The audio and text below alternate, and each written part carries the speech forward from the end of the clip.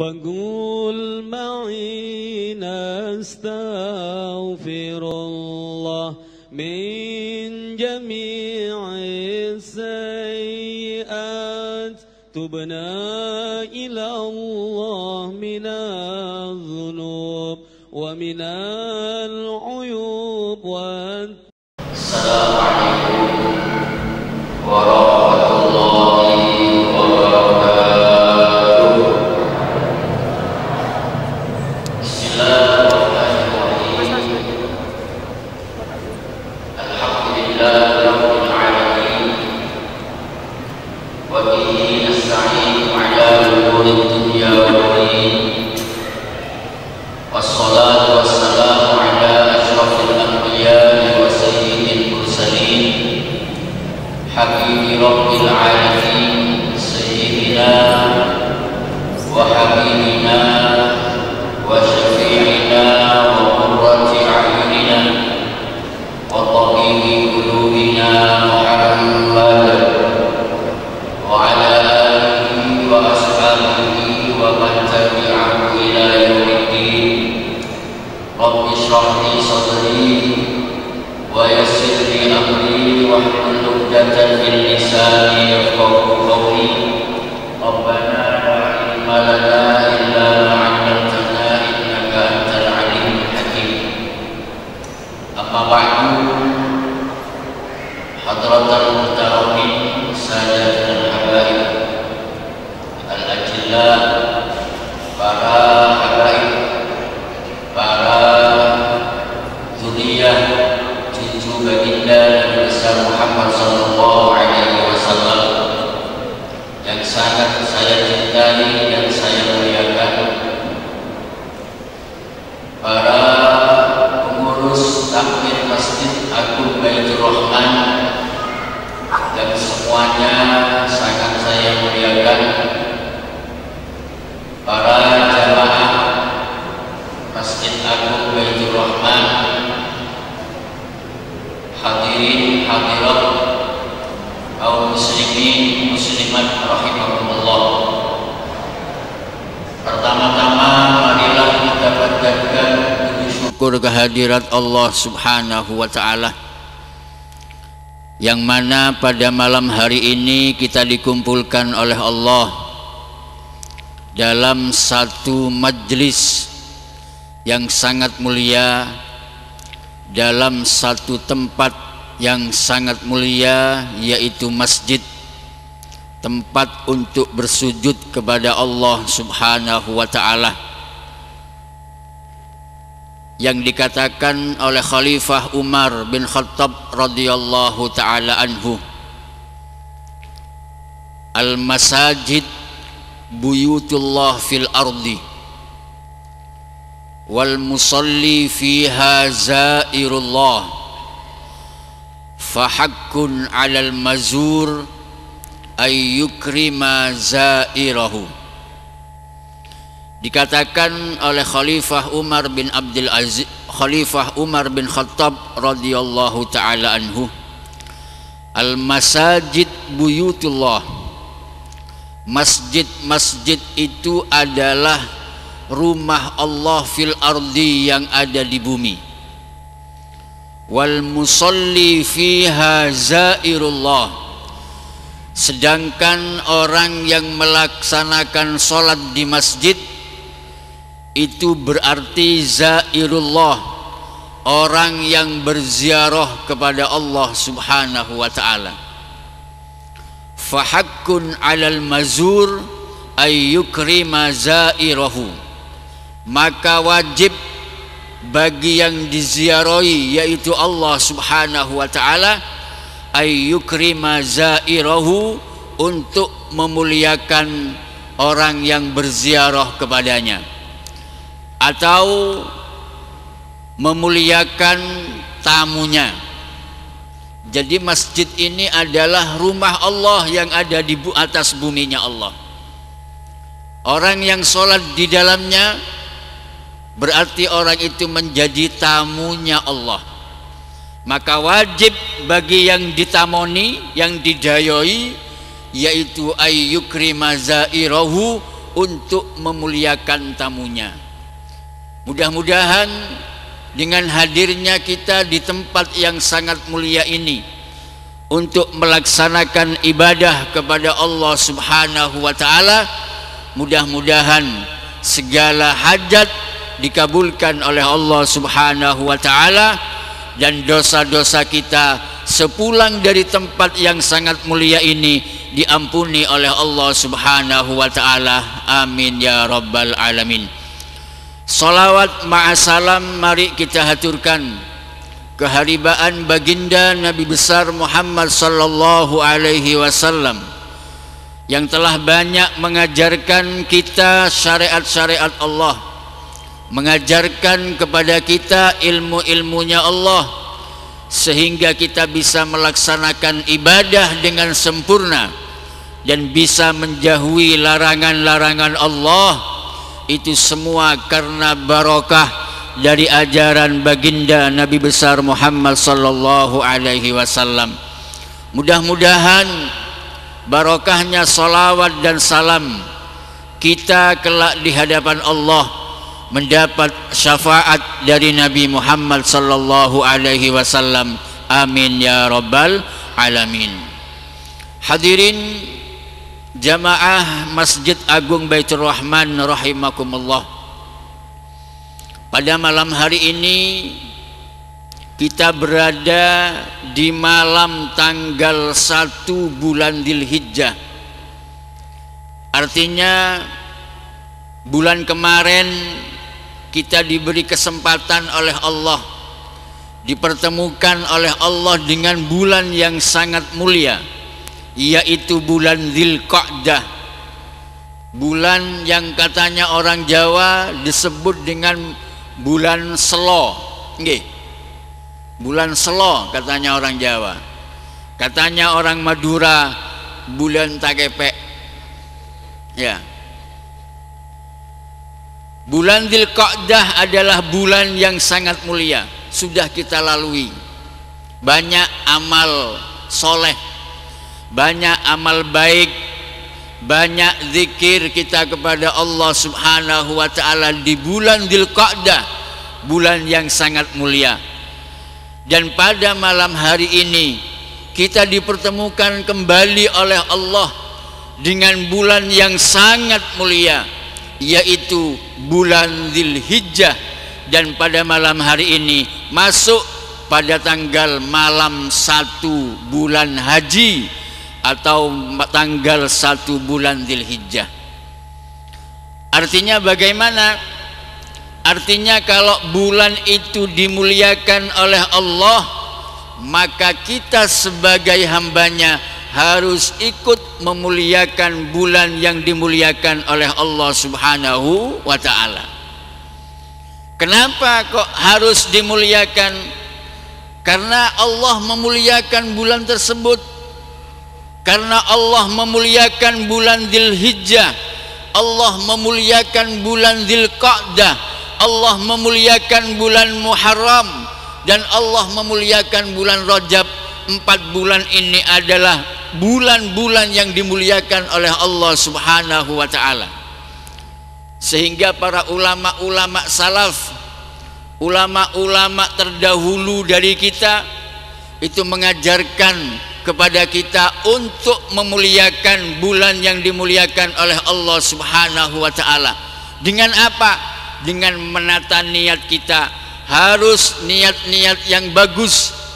Menata niat kita dengan niat-niat yang baik, memperbanyak amal kebajikan di bulan yang dimuliakan oleh Allah Subhanahu wa ta'ala, sebagaimana yang disabdakan oleh baginda Nabi besar Muhammad sallallahu alaihi wasallam. Rasulullah bersabda, "Ma min ayyamin al-amalu salih fiha ahabbu ilallahi azza wa jalla min hadhil ayyam." Tidak ada amal soleh yang lebih dicintai oleh Allah Subhanahu wa ta'ala dibandingkan hari-hari ini, yaitu ayyamul ashri, hari-hari 10 pertama di bulan Dzulhijjah. Artinya amal soleh yang kita kerjakan di hari-hari bulan Dzulhijjah 10 hari pertama, yaitu tanggal 1 sampai tanggal 9. Tanggal 10-nya kita menyembelih kurban. Amal soleh yang kita kerjakan pada hari itu adalah amal yang paling dicintai oleh Allah Subhanahu wa ta'ala, dibandingkan dengan amal-amal baik lainnya yang kita kerjakan di luar bulan Dzulhijjah. Makanya Nabi mengajak kepada kita, hadis ini mengajak kepada kita untuk memperbanyak amal soleh, untuk memperbanyak amal baik, baik itu melaksanakan sholat, baik itu melaksanakan zikir kepada Allah Subhanahu wa ta'ala, baik itu dengan membaca tahlil, tahmid, tasbih. Itu adalah amal-amal baik yang harus kita kerjakan di bulan yang sangat mulia ini, yaitu bulan Dzulhijjah. Ketika Nabi menyampaikan tidak ada amal soleh yang lebih dicintai oleh Allah dibandingkan amal yang dikerjakan di tanggal 1 sampai tanggal 10 bulan Dzulhijjah, sehingga sahabat bertanya kepada Rasulullah, karena saking Rasulullah menyampaikannya ini luar biasa, sehingga sahabat bertanya kepada Nabi. Qalu, sahabat bertanya kepada Nabi, walal jihad ya Rasulullah, kalau dibandingkan dengan jihad bagaimana Nabi? Amal soleh yang dikerjakan pada tanggal 1 sampai tanggal 10 bulan Dzulhijjah itu adalah amal yang paling dicintai oleh Allah. Bagaimana Nabi kalau dibandingkan dengan jihad fisabilillah? Bagaimana Nabi kalau dibandingkan dengan perang membela agama Allah Subhanahu wa ta'ala? Apa kata Nabi? Walal jihad fisabilillah, sekalipun itu jihad fisabilillah, berperang membela agama Allah, membawa senjata maju ke medan tempur, berperang membela agama Allah, itu masih tidak ada apa-apanya dibandingkan amal soleh yang dikerjakan oleh seorang hamba mulai tanggal 1 sampai tanggal 10 bulan Dzulhijjah. Hanya saja Nabi memberi pengecualian, illa rajulun kharaja bi nafsihi wa malihi summa lam yarji min dzalika bi syai'. Ada yang bisa mengalahkan pahalanya amal soleh yang dikerjakan oleh seorang hamba di bulan Dzulhijjah. Siapa itu Nabi? Katanya sahabat, yaitu rajulun kharaja bi nafsihi wa malih summa lam yarji min dzalika bi syai', yaitu orang yang keluar dari rumahnya, berperang membawa senjata, keluar dari rumahnya, yang dibawa apa? Binafsihi, dirinya ikut membawa senjata, berperang melawan orang-orang kafir. Wa malihi, dan tidak hanya dirinya tapi hartanya juga dibawa untuk membela agama Allah Subhanahu wa ta'ala. Summa lam yarji min dzalika bi syai', kemudian orang ini tidak kembali ke rumahnya sedikit pun. Artinya orang ini membela agama Allah, berperang melawan orang-orang kafir demi menegakkan agamanya Allah Subhanahu wa ta'ala, kemudian orang ini meninggal dunia di medan perang, maka itulah yang dapat mengalahkan amal soleh yang dikerjakan pada tanggal 1 sampai tanggal 10 bulan Dzulhijjah.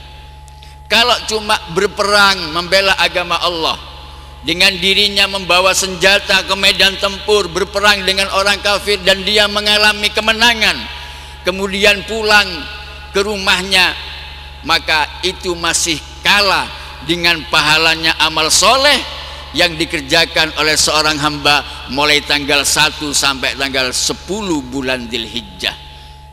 Kalau orang ini berperang membela agama Allah, dirinya ikut perang, hartanya juga dibawa untuk perang, kemudian dia meninggal dunia di medan perang, maka itu yang dapat mengalahkan pahalanya amal soleh.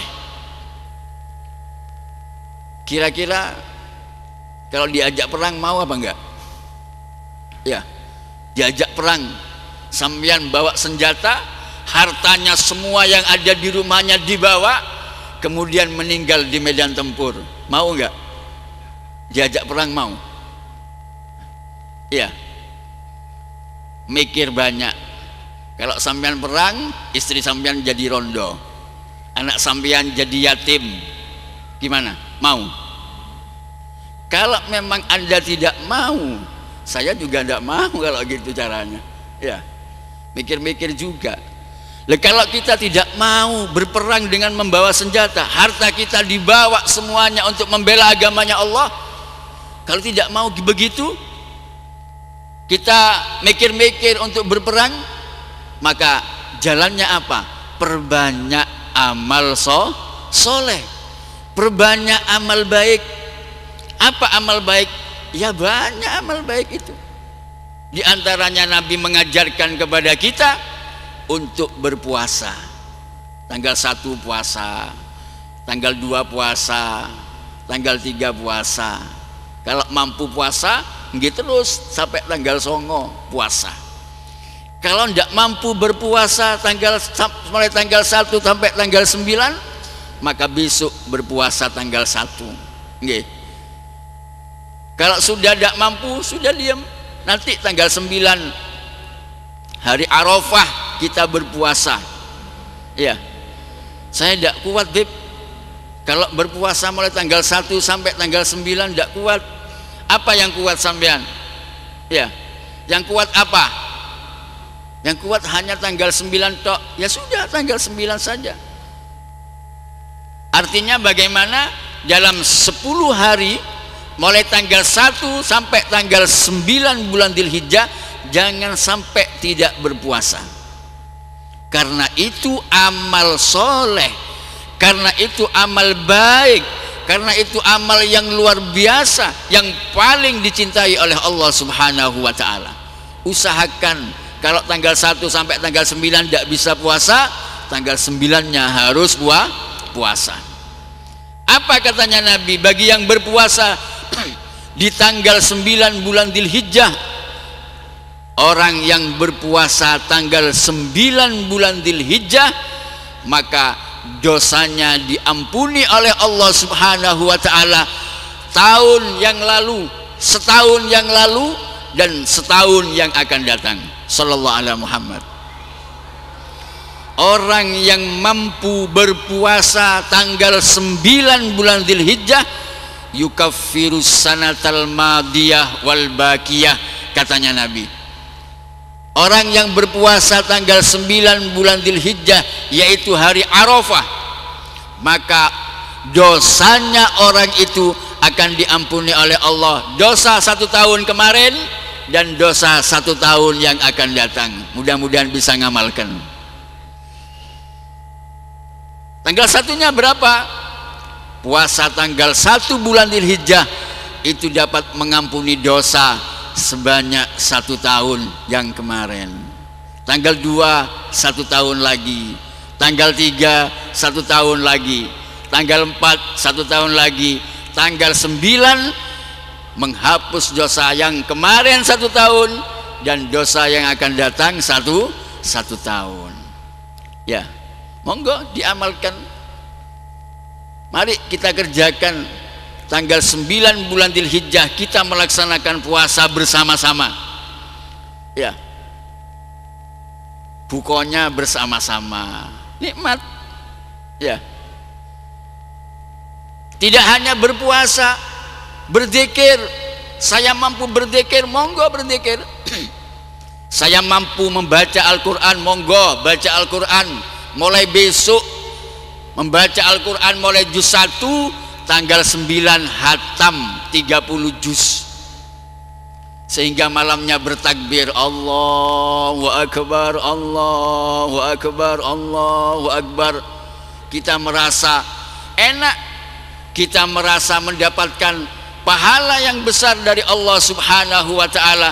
sudah bisa menghatamkan Al-Quran selama 9 hari, karena itu adalah bulan yang dimuliakan oleh Allah Subhanahu wa ta'ala. Kalau tidak bisa berzikir sama Allah, apa? Banyak istighfar, minta maaf kepada Allah, karena terlalu banyak dosa yang kita kerjakan kepada Allah Subhanahu wa ta'ala.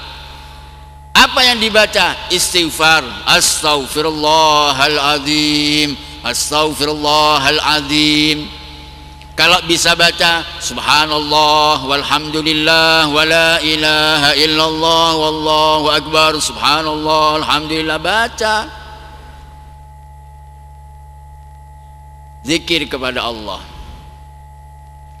Saya bisa baca, saya ada lagi bisa apa? Sodako, sodako yang banyak. Ya, apalagi di bulan haji, sodakoh yang luar biasa. Tanggal 10 kita diberi rizki oleh Allah, kita kurban, beleh kambing, beleh sapi, diberikan kepada tetangga kita yang tidak mampu. Kita banyak sodakoh di bulan Dzulhijjah, kita banyak mengeluarkan harta kita di bulan Dzulhijjah, dan itu akan diganti oleh Allah Subhanahu wa ta'ala dengan rizki yang lebih banyak dan lebih barokah dari Allah Subhanahu wa ta'ala. Mudah-mudahan kita bisa berkorban, nggih. Jangan jadi korban, tapi berkorban. Berkorban apa? Berkorban kambing, nggih. Berkorban sapi.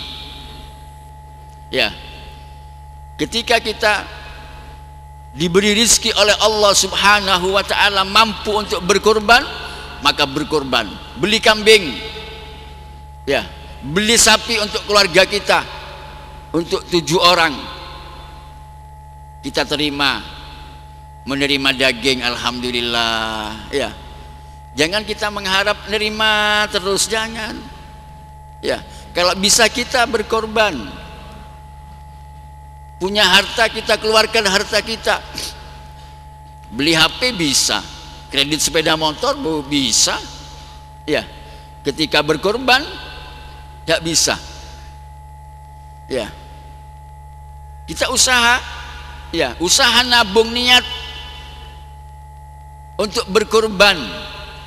Kalau tahun kemarin kita menerima kurban, tahun sekarang kita harus berkorban. Jangan niatnya sama, kemarin kita nerima, sekarang juga nerima. Ya, kita dapat bagian daripada kurban, umpamanya kita dapat kupon.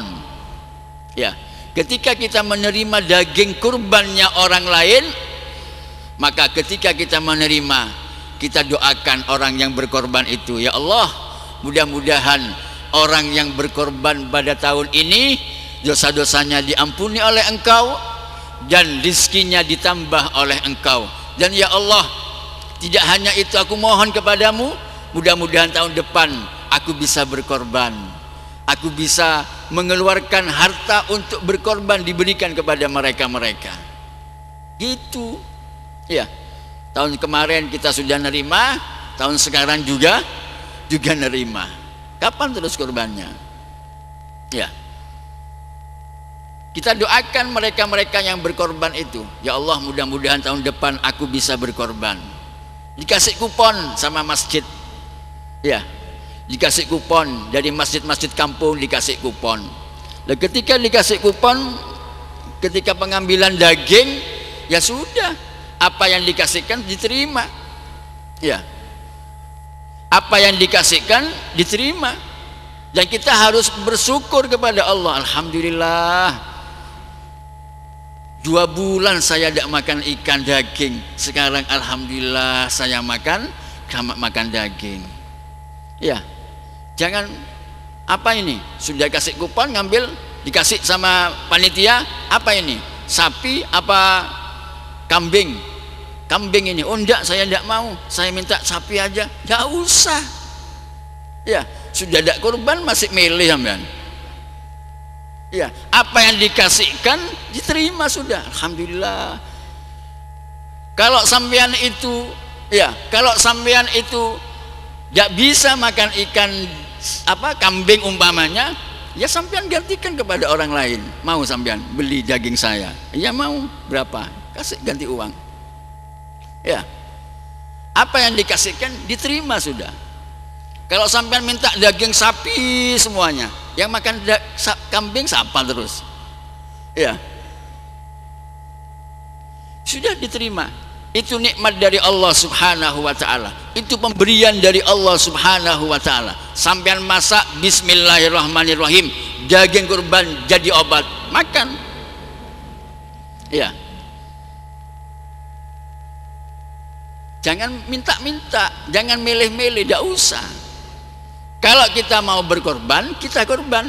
Ya, ketika disembelih saya minta dagingnya, minta sampilnya satu umpamanya, boleh, asalkan bukan kurban nazar kurban.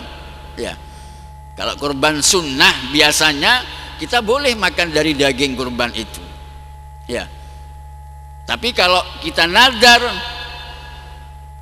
ya Allah, kalau anak saya ini sembuh sakit umpamanya, kalau anak saya ini sembuh dari sakitnya, saya akan berkurban.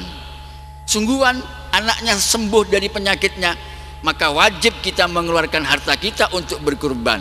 Dan ketika kurban itu merupakan kurban nazar, sebagaimana yang saya contohkan, maka yang berkurban haram hukumnya untuk memakan daging kurban yang nazar itu. Tidak boleh.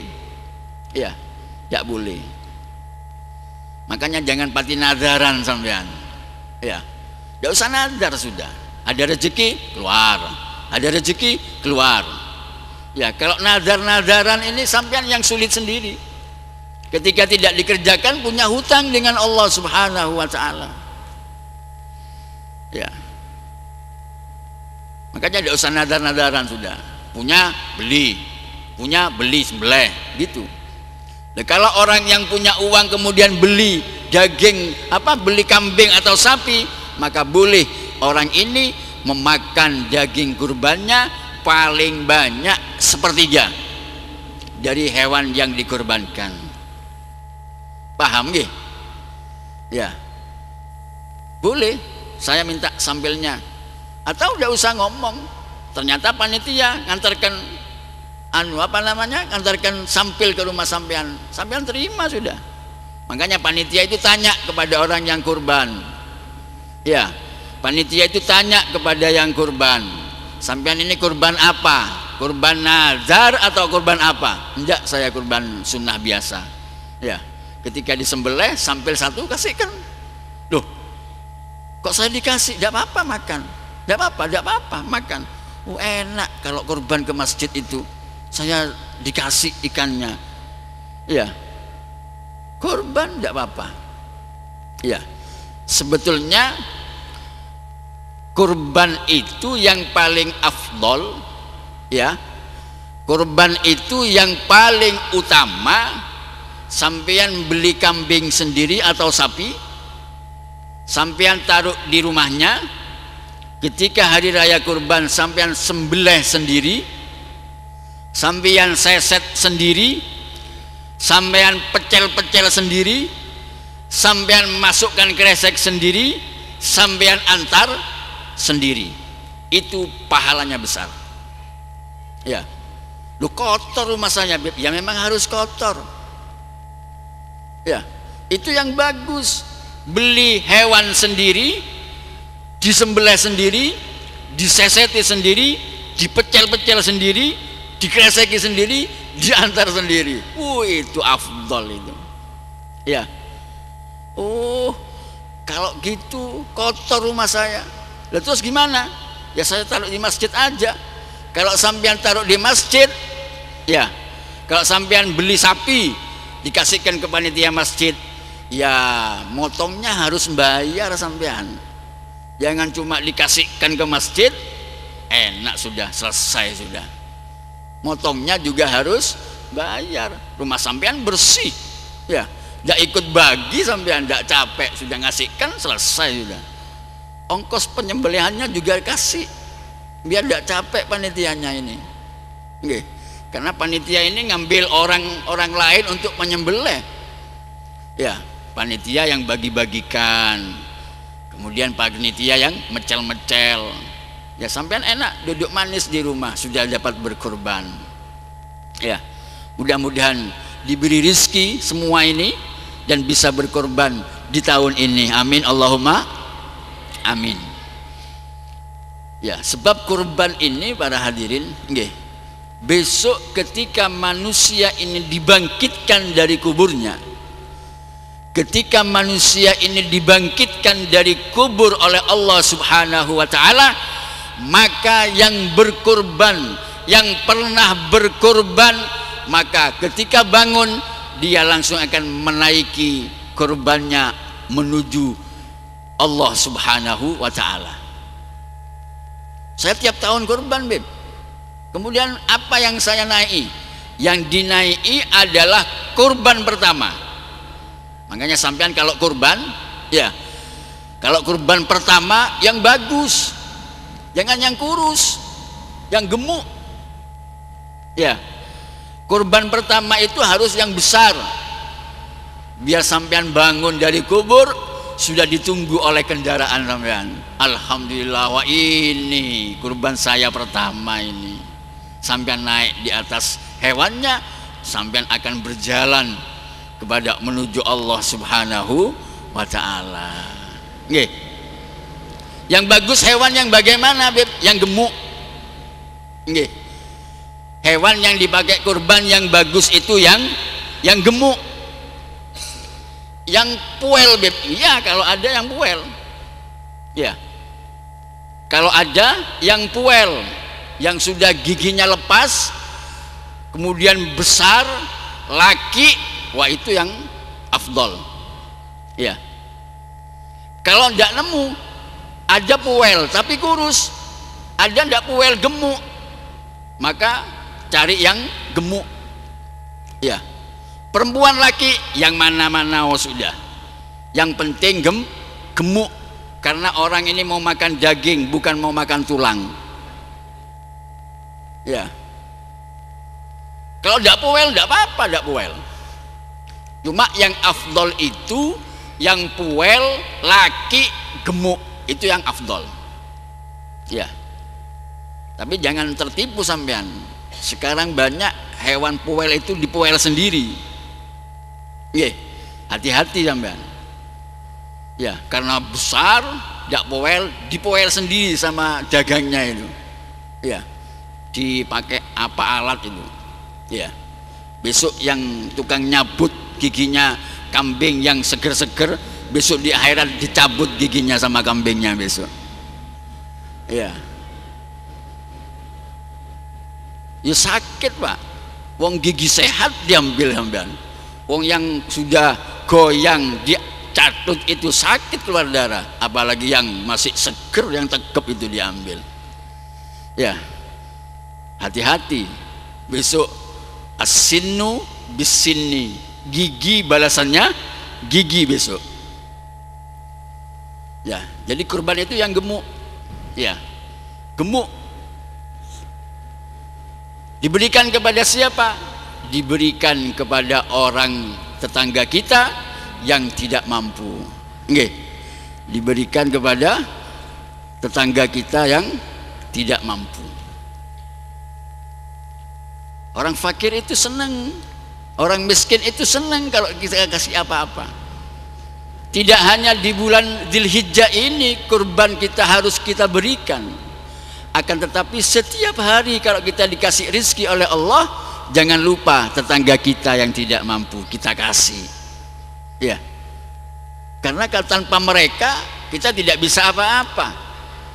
Ya, tanpa orang yang tidak punya kita tidak bisa apa-apa. Kita sibuk dengan pekerjaan kita. Siapa yang membereskan rumah? Siapa yang membersihkan rumah? Mereka orang-orang yang tidak mampu. Siapa yang menyapu halaman rumah kita? Siapa yang nyuci mobil kita? Mereka orang-orang yang tidak mampu. Tanpa dia, tanpa mereka, rumah kita akan kotor. Kita mampu membersihkan rumah kita, kita mampu menyapu rumah kita, sementara kita sibuk dengan pekerjaan kita, kita sibuk dengan bisnis kita, Mereka orang-orang yang tidak punya, yang membersihkan rumah kita, yang memasak makanan kita, yang membersihkan halaman kita, yang meramut anak-anak kita. Mereka, tanpa mereka kita tidak bisa apa-apa. Ya, makanya kita harus kasih sayang kepada mereka yang tidak mampu ini. Rasulullah Shallallahu Alaihi Wasallam pernah didatangi oleh satu utusan dari orang-orang fakir. Ada satu utusan dari orang-orang fakir datang kepada Rasulullah Shallallahu Alaihi Wasallam.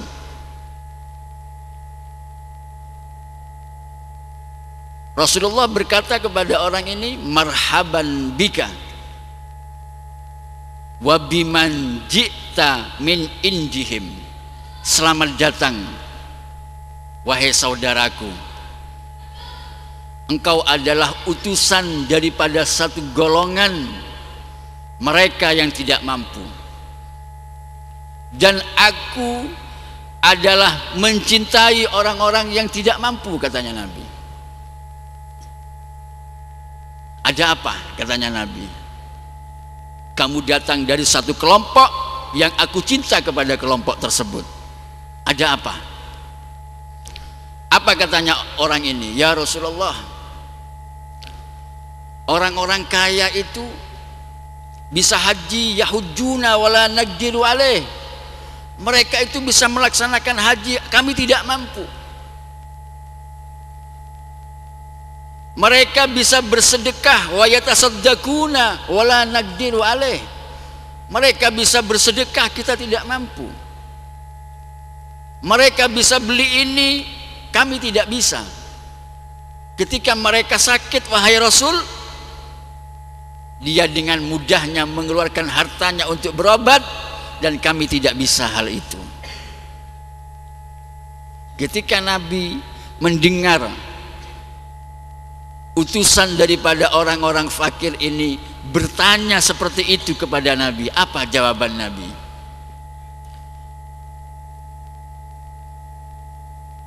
Sampaikan kepada orang-orang kamu, ya, sampaikan kepada orang-orang fakir di sekelilingmu, ketahuilah bahwa orang yang tidak punya, kemudian orang ini sabar dan ihtisab mengharap ridhonya Allah Subhanahu wa ta'ala, maka dia akan mendapatkan 3 perkara yang tidak akan dimiliki oleh orang-orang kaya.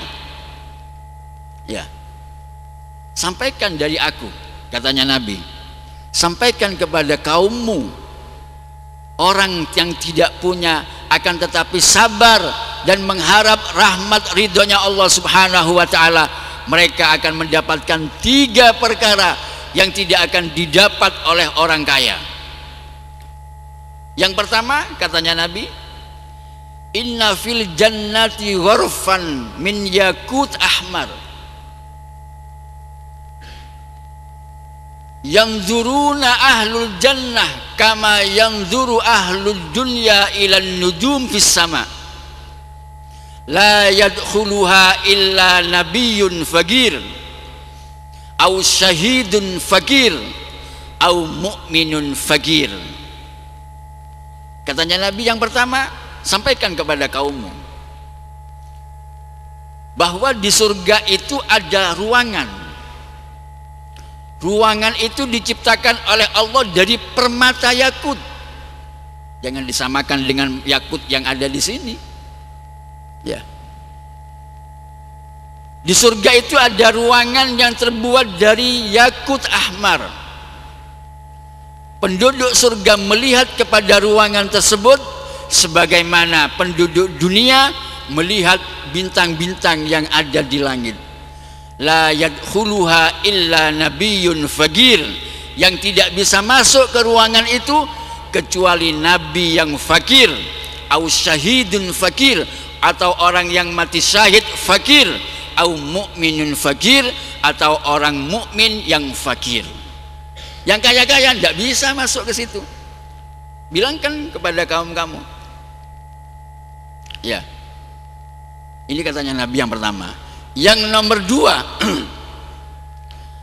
orang fakir itu masuk surga terlebih dahulu dibandingkan orang-orang kaya, selisihnya setengah hari. Ya, selisihnya setengah hari. Jadi orang fakir, orang tidak punya, besok ketika menghadap kepada Allah Subhanahu wa ta'ala masuk surga lebih dulu daripada orang-orang yang kaya. Selisihnya berapa? Setengah hari. Bukan setengah hari dunia, tapi setengah hari akhirat. Kalau setengah hari dunia enak, mulai pagi duhur sudah bisa. Ini setengah hari di akhirat. Berapa setengah hari di akhirat? 500 tahun. Lebih dulu orang fakir daripada orang kaya masuk surga. Selisihnya berapa? 500 tahun. Ya, sampaikan kepada saudara-saudara kamu. Dan yang nomor tiga, katanya Nabi, andaikan ada orang fakir membaca subhanallah, alhamdulillah, wala ilaha illallah, wallahu akbar, mukhlison dengan ikhlas, wa qalal ghani misla dzalik, orang kaya baca sama seperti orang fakir. Tidak hanya baca itu orang kaya, tapi dibarengi dengan berinfak hartanya 1000 dirham. Tidak hanya baca, tapi bersodakoh 1000 dirham yang dibaca sama orang fakir dengan orang kaya. Tapi orang kaya ditambahi sodakoh 1000 dirham. Apa katanya Nabi? Pahalanya masih lebih besar bacaannya orang fakir daripada orang kaya. Sallallahu alaihi Muhammad. Ayo milih mana sampean? Jadi orang kaya apa jadi orang miskin? Ya, milih yang mana? Masuk surganya lebih dulu. Ya. Dan ada ruangan di surga itu yang tidak bisa dimasuki kecuali oleh orang yang iman fakir, nabi fakir, orang mati syahid fakir. Bacaannya, ibadahnya antara orang fakir dan orang kaya tidak sama pahalanya. Lebih banyak mana? Lebih banyak orang fakir pahalanya. Ayo pilih yang mana? Mau jadi orang fakir atau jadi orang kaya? Hah? Ibu-ibu ini pilih yang mana? Ya, yang fakir atau yang kaya?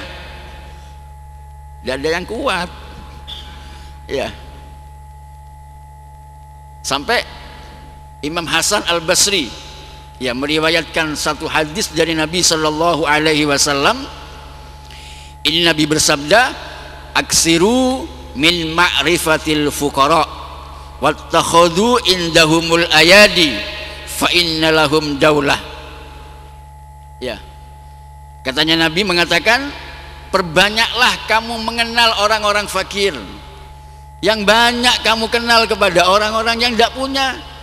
Pakai konco itu. Ya, bertemanlah kalian dengan orang-orang yang tidak punya. Jangan karena kita kaya tidak level dengan mereka kita sia-siakan mereka, jangan. Ya, tidak mau berkumpul dengan orang yang tidak punya karena tidak level kumpul sama kita. Kita tinggalkan, jangan. Katanya Nabi apa? Perbanyaklah kamu kenal dengan orang-orang yang tidak punya. Kenapa? Fa innalahum daulah, karena mereka itu mempunyai kuasa. Ya, mereka akan mempunyai kekuasaan. Sahabat bertanya kepada Nabi, ya Rasulullah, wa ma daulatuhum, apa kekuasaan mereka itu apa? Ya, aksiru min ma'rifatil fuqara fa innalahum daulah. Yang banyak kamu kenal orang-orang yang tidak punya, karena mereka itu akan berkuasa. Sahabat bertanya, apa kekuasaan mereka wahai Nabi? Nabi menjawab, idza kana yaumul qiyamah qila lahum, besok di hari kiamat orang-orang fakir ini dikumpulkan oleh Allah. Orang-orang fakir kumpul sini. Unzuru, lihatlah, ya, dan datangilah orang-orang yang pernah ngasih makan kamu. Datangi Orang-orang yang dulu di dunia pernah ngasih makan kamu, datangi. Orang-orang yang di dunia dulu pernah ngasih baju kamu, datangi. Orang-orang yang pernah dulu di dunia ngasih minum kepada kamu, datangi. Fakhudhu biyadih, ambil tangannya itu. Yang pernah ngasih kamu makan, bawa, ambil tangannya. Yang pernah ngasih kamu baju, ambil tangannya. Yang pernah kamu kasih minuman, ambil tangannya. Wa khudhu biyadih fadhhabu ila jannah, kiringan orang-orang itu masuk ke surganya aku. Ya, jangan diremehkan orang-orang yang tidak punya itu. Mereka besok di akhirat, di hari kiamat mempunyai kuasa. Allah subhanahu wa ta'ala memerintah kepada orang yang fakir itu untuk mendatangi orang-orang yang pernah ngasih makan, yang pernah ngasih baju, yang pernah ngasih minum, suruh datangi sama Allah, ambil tangannya, masukkan dia, bawa dia ke surganya aku. Sallallahu alaihi Muhammad. Ya, ini orang-orang fakir, orang-orang yang tidak punya, orang-orang yang harus kita sayangi, orang-orang yang harus kita kasihi. Karena itu besok menjadi kekasihnya Allah, orang-orang yang dicintai oleh Nabi Muhammad sallallahu alaihi wasallam. Mudah-mudahan yang sedikit ini bisa memberi manfaat dan barokah. Kita bisa berkurban di tahun ini dan bisa menyayangi orang-orang yang tidak punya, orang-orang yang fakir, sehingga kita memperbanyak amal soleh di bulan Dzulhijjah ini. Dan mudah-mudahan semua amal yang kita kerjakan, amal baik, diterima oleh Allah subhanahu wa ta'ala. Amin ya rabbal alamin. Saya rasa itu yang dapat saya sampaikan, kurang dan lebihnya mohon maaf, dan mudah-mudahan dijadikan ilmu yang manfaat dan barokah, dan mudah-mudahan kita dipertemukan oleh Allah subhanahu wa ta'ala di tahun-tahun yang akan datang dengan bulan-bulan yang dimuliakan oleh Allah subhanahu wa ta'ala. Amin ya rabbal alamin. Subhanakallahumma wa bihamdik, asyhadu an la ilaha illa anta, astaghfiruka wa atubu ilaik. Assalamualaikum warahmatullahi wabarakatuh.